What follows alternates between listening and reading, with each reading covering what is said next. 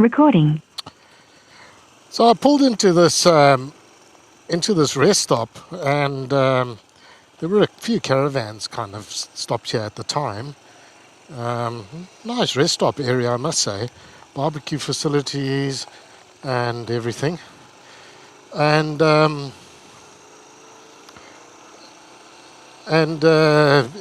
some of them were obviously pulled out and went their different ways. And one of them came over to me and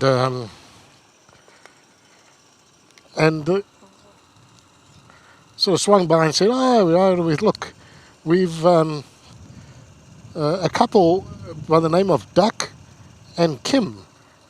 Kim's nickname is Daisy because of Duck's name. Duck said his nickname is Duck because he's got big feet. And so, yeah, and all that means. And anyway, this is the good thing about this ride. The best part of it really is just the people you bump into and the chats you have along the way. They're from Newcastle. They're doing the loop as well, but they've been on the road since November.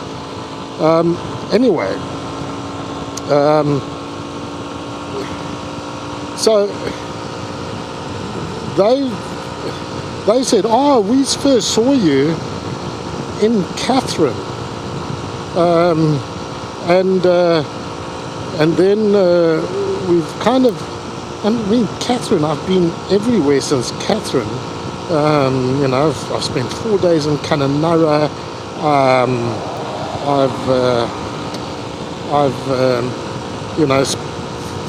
And then they saw me at Fitzroy Crossing again, and then in Derby yesterday. And they said, look, we just got to go over and chat to this guy because we keep saying, there he is again. So this is what this is all about. It's the challenge of getting this little bike around. It's immersing yourself in this amazing landscape of Australia, which is just awesome. And then it's about the people you get to meet along the way. It's just awesome. I'm just loving this, and I'm halfway around. I thought by now, I was just saying to them, I thought by now I'd be over it in a way and just wanting to get it done. But that's absolutely not the case. I miss coal like mad, of course. And but this is just a lifetime experience for me, and I'm loving every minute of it. There's been the challenges along the way, of course, and the sus places I've stayed in and all of that kind of stuff, but they're all part of the experience, and they create all the counterpoints to the good moments that you have along the way. So yeah, good on Duck and Kim for stopping by and saying good day to me at the rest stop. Thanks so much. Just ridden past the welcome to Broome sign. So I'm sort of 3 or 4 kilometres away, and it's been a nice ride today. Not much wind. I was expecting a bit of a headwind. That wasn't the case. I had a bit of a tailwind this morning, in fact. Excuse me.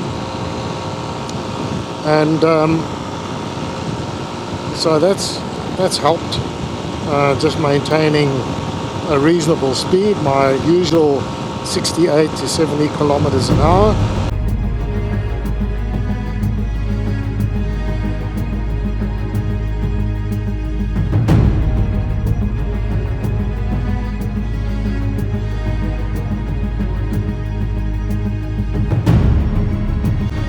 So I'm at Port Hedland, or technically this is South Headland, which is a sort of a light industrial dormitory town adjacent to Port Hedland. And I'm here because, well, I'm way ahead of schedule already, because yesterday I got my bike loaded onto a trailer of some Good Samaritans who stopped by to help me because my clutch gave in yesterday, just 5 kilometers out from Sandfire Roadhouse. And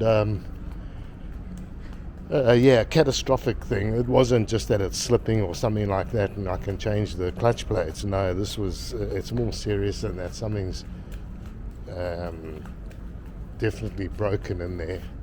So I was stranded on the side of the road, but not for long, because this couple who had seen me at the roadhouse thought they would check up on me since I'd stopped so soon after the roadhouse.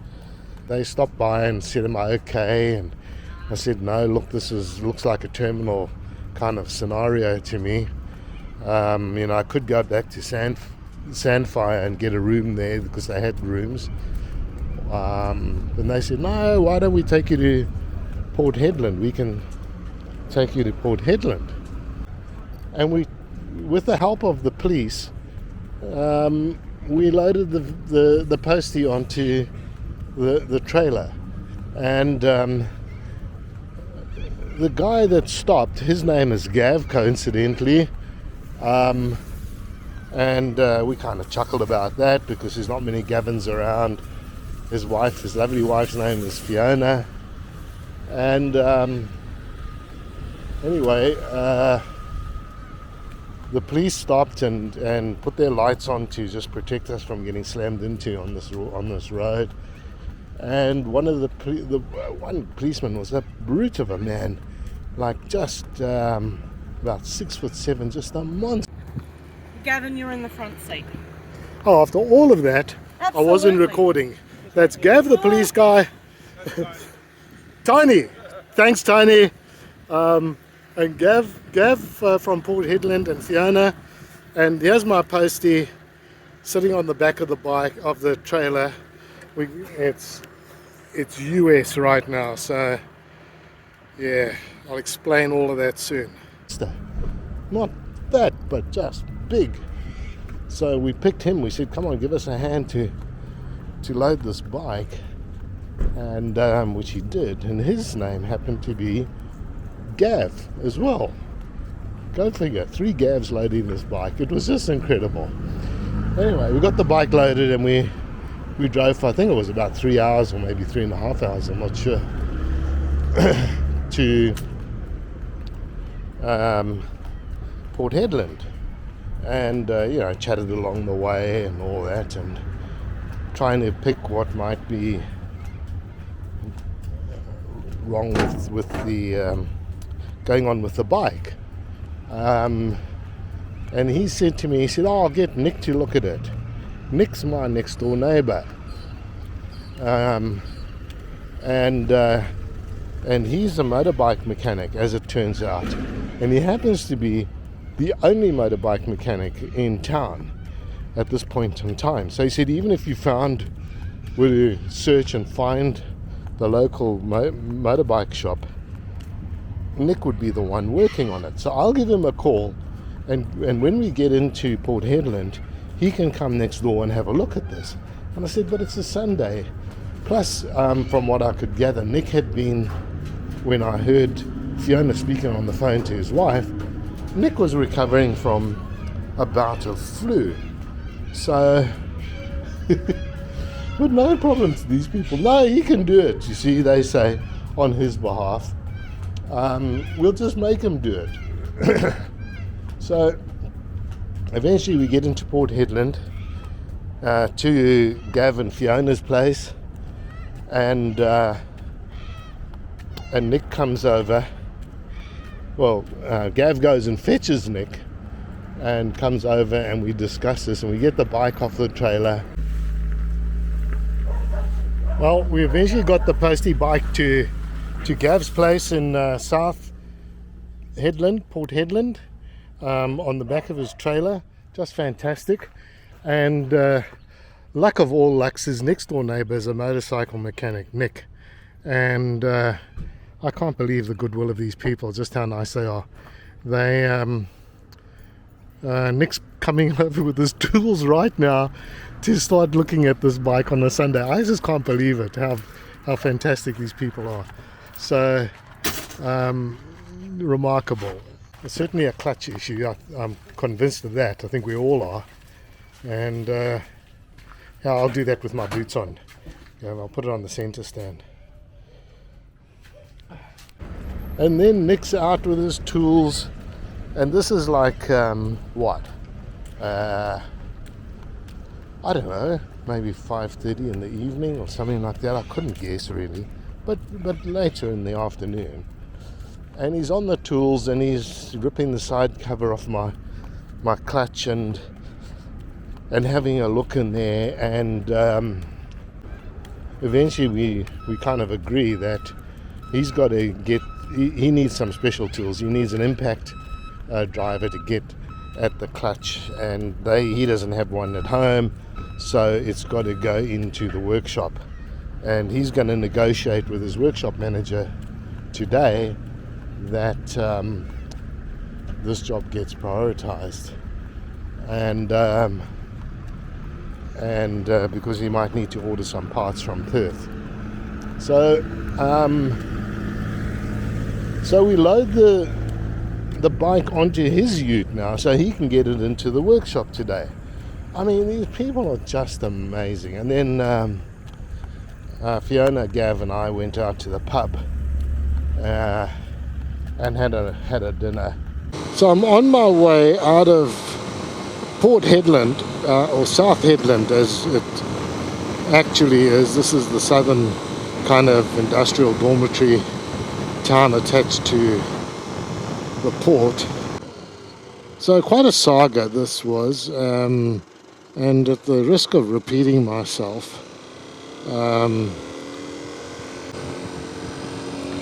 had the incident with the clutch the day before yesterday, and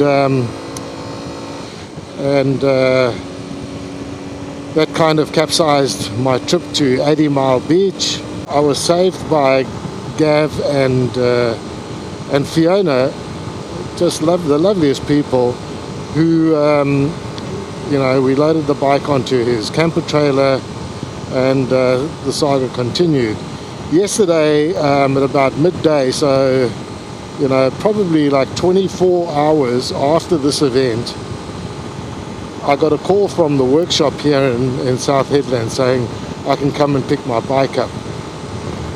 And look, they hadn't found anything. There was nothing broken, nothing bent, nothing overly worn. So there was nothing to explain what happened other than what he referred to as quite a bit of sludge and some fibers in the clutch basket itself, which he thinks might have just clogged things up and jammed things a bit. Which, yeah, I don't know. The jury's out on that. However, there was no other explanation for this, because nothing was broken, nothing was bent, nothing was worn. So he put the clutch back together again. Yeah, so filled it with oil, and he said before he did all of that, he turned the clutch in his hand and all that, and it seemed to be free. So, he then completed the job, filled it with oil, took it for a test drive. He says, look, it's going okay. There doesn't seem to be anything. It changed gears well. It did everything it was supposed to do. So there you go. Oh God, I'm riding past the sewage farm. Oh Jesus. Okay. Wow. Okay.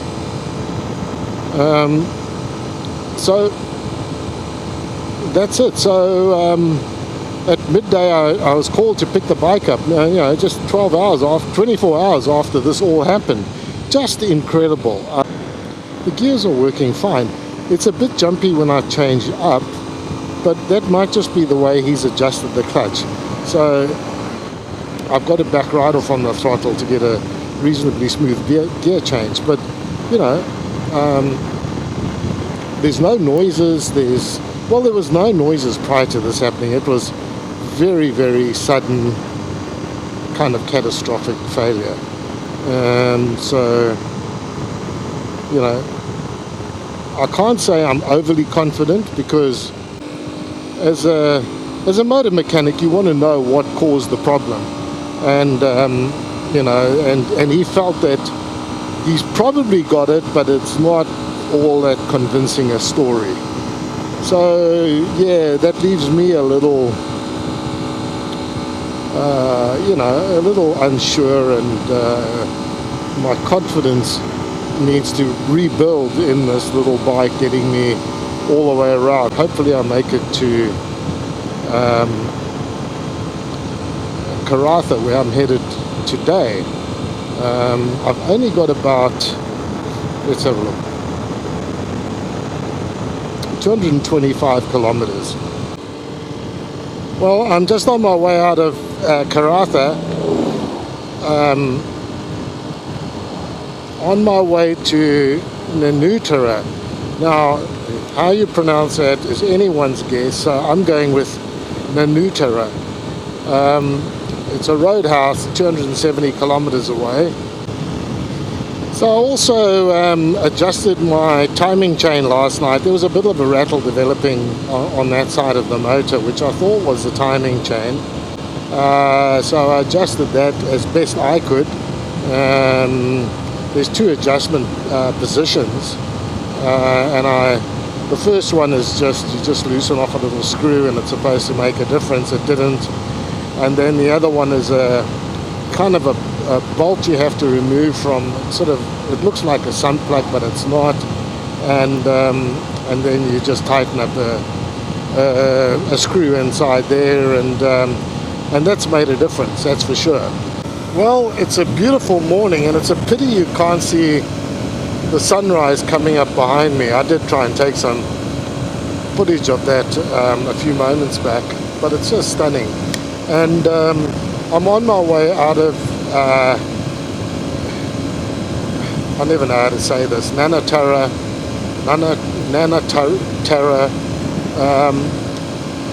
to Carnarvon today. So Nanutara Roadhouse to Carnarvon, and that's 366 kilometers according to the signboard,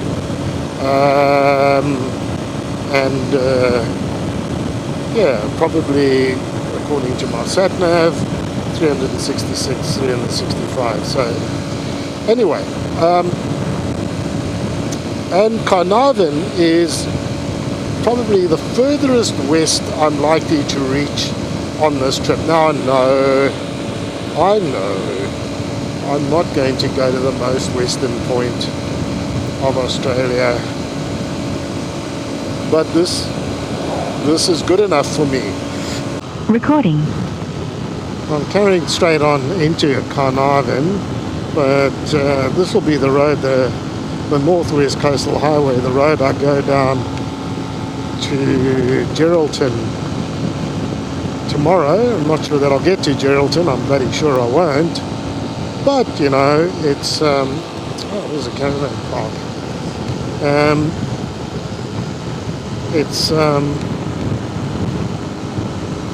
It's the road I'll take, and there'll be some roadhouse or something along the way. I've spotted some on the map, so I'm sure it's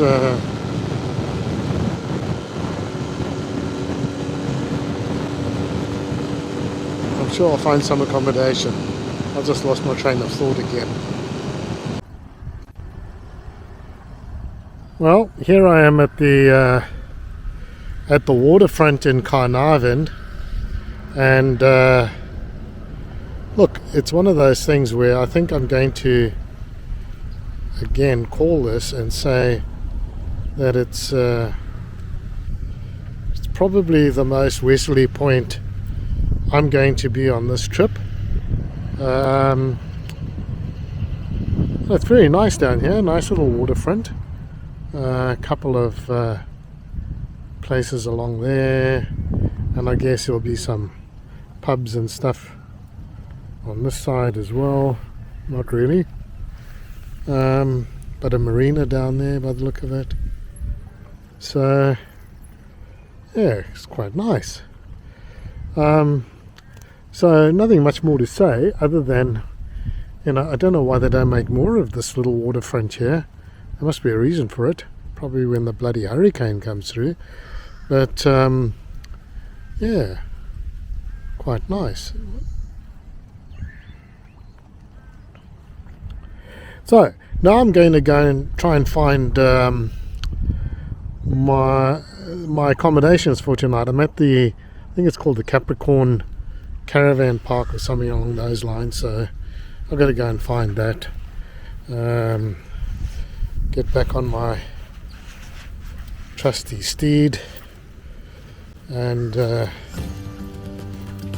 find my way back, sort of heading out of town again.